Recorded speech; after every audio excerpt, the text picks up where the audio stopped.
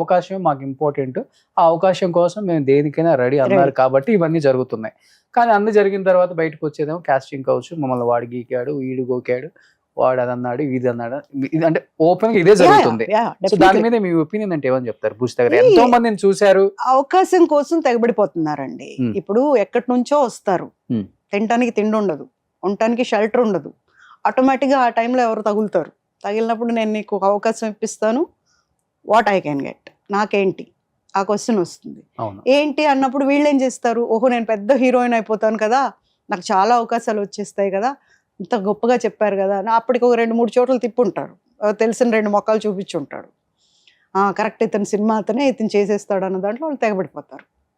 So ఆటోమేటిక్గా వాళ్ళు అవకాశం కోసం కొంతమంది గెయిన్ అయిన వాళ్ళు ఉన్నారు, కొంతమందిని చూస్తే లాస్ అయిన వాళ్ళు ఎక్కువ ఉన్నారు. సో మీ కళ్ళ ముందు గెయిన్ అయిన వాళ్ళని చూసారు, మీ కళ్ళ ముందు లాస్ అయిన వాళ్ళని చూసారు. చూసాను.